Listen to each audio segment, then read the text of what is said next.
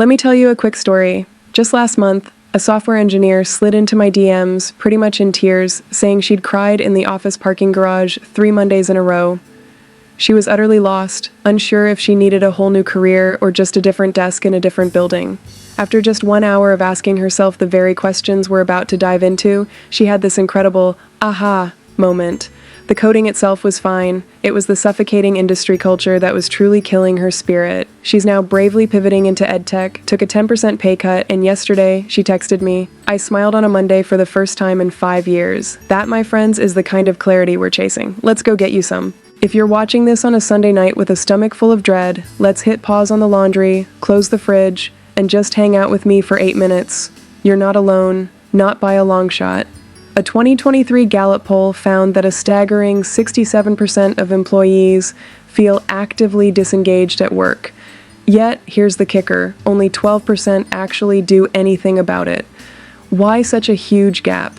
Well, because doing anything often feels like staring down a cliff edge when you can't quite tell if you're fed up with your entire career or just your current boss or cubicle. Today, I'm not asking you to leap. Instead, I'm handing you the exact questions that'll turn that murky fog into a clear-cut roadmap, so you can step forward, eyes wide open, feeling confident about your next move. All right, question number 1, and it's a big one.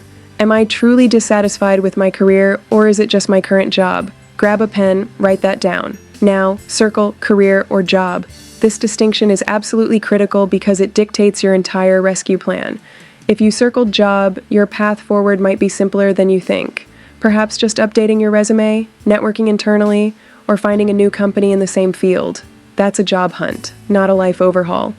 But if you circled career, well, my friend, keep watching because we're going deeper. Here's a quick test to help clarify. Picture yourself doing your exact tasks, the same work, but at a different company, with cooler coworkers, a better manager, and maybe even a 15% bump in pay. Do you feel a wave of genuine relief wash over you? If so, you probably need a new job, not a new career. But if you feel nothing, or worse, a deeper sense of dread, then you're questioning the very path itself. That's your cue to dig much, much deeper. Next up, let's talk values. List your top 3 core values. What truly drives you? Is it freedom, creativity, security, service, impact, learning, autonomy, you name it? Now score your current role, honestly, on a scale of 1 to 10 for how well each of those values shows up in your day-to-day. Anything under a 7, that's a red flag waving right there. I once did this exercise with a banker who swore he valued creativity above all else. His score for creativity in his banking role? A measly 2. Realizing he wasn't shallow or ungrateful, but simply deeply mismatched, gave him permission to explore UX design, a field where storytelling and visuals are the actual currency. Values misalignment, folks, is the silent killer. It's that nagging feeling most people ignore for a decade, letting it chip away at their motivation. We're not doing that. We're going to confront it head-on, because understanding your core values is foundational to finding true career satisfaction. Third question, and this one's about motivation. What's truly fueling this urge to change? Am I running towards something exciting, or am I running away from something painful? Away motivation usually stems from panic, burnout, a truly toxic boss, or an unbearable work environment. Toward motivation, on the other hand, is driven by curiosity, growth, a desire for alignment with your passions, or a clear vision for your future.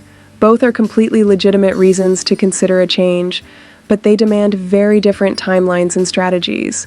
If you're running away, you need to hit the brakes and give yourself a deliberate 90-day reset before you even think about torching any bridges.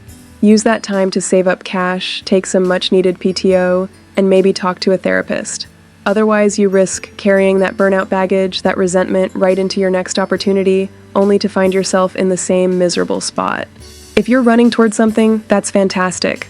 Now start with micro experiments. Pick up some freelance gigs, enroll in night classes, or launch a weekend project related to your new interest. Gather data, learn, and iterate. Remember, data beats drama every single time. Fourth, let's tap into your internal compass. What kind of work makes you completely lose track of time? Think back. This isn't just about paid work. Consider volunteering, college side hustles, passion projects, even hobbies. Write down 3 distinct moments when you felt genuinely capable, energized, and utterly absorbed in what you were doing. Now look at those moments and underline the skills that repeatedly pop up.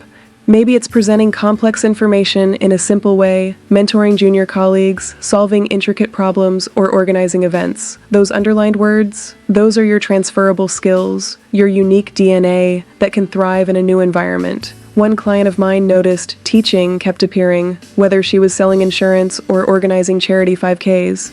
She's now a corporate trainer, earning the same bonus she used to get for hitting sales numbers, but with a whole lot more joy. It's about recognizing that your talents aren't confined to a single role or industry. Fifth question, what are you genuinely willing to give up for this change? Be stone cold honest with yourself here. This could mean a salary cut, accepting an entry-level title, going back to night school, or even making a geographic move. Rank these potential sacrifices 1 to 5 based on your personal pain tolerance. If the mere idea of a 20% pay drop makes you hyperventilate, that's valuable data, not a sign of weakness. It tells you something important about your financial comfort zone and priorities. Either you need to build a significant cash runway, 8 months of expenses is often the sweet spot, or you need to pick a bridge career that leverages your current skills in a new arena, minimizing the initial dip. For example, a hospital administrator moving into health tech customer success gets to keep their domain knowledge, might only see a 5% dip in pay, and still scratches that "I want purpose" itch. Acknowledging these realities up front helps you strategize intelligently. Sixth, let's get practical. It's time for some market research. Pull up the Bureau of Labor Statistics or just head over to LinkedIn Jobs. Search for your target role plus your city. Count how many postings show up within a 30-mile radius. Under 20? You might need to think about remote work or seriously widen your geographic search. Next, grab 5 job descriptions for that target role and list out all the required skills. Highlight the ones you don't currently possess. Those are your skill gaps. Now here's the hack. Don't automatically default to thinking you need another 4-year degree. Look for certificates with a clear return on investment, ideally under 12 months. Think Google certifications, Coursera specializations, or industry-specific association programs. Recruiters, especially in today's market, care far more about proven skills and what you can do than about pedigree. I've seen project managers successfully slide into data analytics roles with nothing more than a $199 SQL course and a well-curated Kaggle portfolio. Seventh, let's assess your inner game. Rate yourself 1 to 10 on patience and resilience.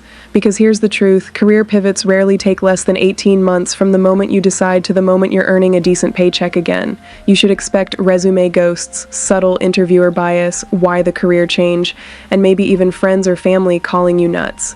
This journey demands mental fortitude, so build your resilience roster now. That means 3 cheerleaders who genuinely believe in you, 1 mentor already thriving in your new chosen field, and crucially, 1 accountability partner who will lovingly nag you when you feel like quitting. Research from the Harvard Business Review shows that people with accountability partners are 40% more likely to complete career transitions without boomeranging back to their old lane. Don't underestimate the power of a solid support system. Eighth, let's talk cold, hard numbers. Open your banking app right now, subtract your average monthly expenses from your total savings. Now divide that number by your monthly expenses. If the result is under 6, meaning you have less than 6 months of expenses saved, it's time to freeze all non-essential spending and focus on building a side income cushion before you resign. Seriously, do the boring math. Also, and this is a big one, price out Cobra or marketplace health insurance options. Nothing, and I mean nothing, derails a dream faster than a surprise root canal when you're uninsured. One subscriber learned this the hard way. She skipped this step, quit her job, then had to pay $400 a month for coverage, her entire grocery budget. Do the dull, meticulous financial planning now so your future self can afford organic vegetables or just, basic healthcare. Ninth, let's sketch out some timelines. I want you to draw 2, a 6-month timeline and a 2-year timeline. Under the 6-month mark, list specific, actionable micro goals. Think small, achievable steps. Update your LinkedIn headline to reflect your new direction, attend 1 virtual industry meetup, or finish that introductory certificate course. Under the 2-year timeline, place your bigger milestones, like land full-time role in new field, or hit previous salary level. Now, here's the magic. Reverse engineer each of those bigger milestones into monthly tasks. Put them in your calendar, treat them like doctor's appointments, non-negotiable. What gets scheduled gets real. And here's a bonus tip. Share this timeline with your accountability partner. A 2022 Dominican University study on goal achievement found that public commitment triples follow-through rates. Let the world know what you're up to. If these questions are already untangling some serious knots in your brain, do me a favor. Hit that subscribe button and drop a roadmap in the comments below. It tells me you're finding this valuable, and it helps me make more videos like this. I upload fresh career science every single week, so you won't want to miss it. 10th and final, but arguably one of the most crucial, run a 30-day experiment. Allocate just 5 hours a week to actively engage with your new field. This could mean shadowing someone on Zoom, freelancing for a friend, or building a small sample project. Crucially, track your energy levels on a scale of 1 to 10 after each session. If by week 4, your average energy level isn't at least an 8, it's time to pivot the pivot. Don't romanticize your new dream. Collect data. My client Matt thought he desperately wanted to be a life coach until he tried offering pro bono sessions and his energy averaged a 5. Turns out he loved the frameworks of coaching, not the intense emotional labor of working with people's feelings. He's now a product manager at a coaching SaaS company, same ecosystem, much better fit. This step saves you from making a huge leap into something that sounds good on paper but doesn't actually energize you. Alright, let's land this plane. You've just walked through 10 powerful questions. Career or job, values score, running toward VERS away, joy inventory, sacrifice tolerance, market gaps, patience rating, financial runway, timeline, and the real-world experiment. That's 10 solid data points replacing panic with proof. If the majority of those points are flashing green, then congratulations, you're not having a midlife crisis, you're having a midlife awakening. Take the very next small step tonight, open LinkedIn, type your new target role into the search bar, and follow 5 people who are already doing it. Better yet, DM one of them, sincerely thanking them for posting insights you found valuable. Remember, relationships compound faster than certificates. Clarity, my friends, comes from action, not endless thought loops. I'll see you in the next video, where we'll break down exactly how to negotiate a job offer in a field you've never worked in. Yes, it's absolutely possible. Until then, keep asking better questions and the right career will start chasing you.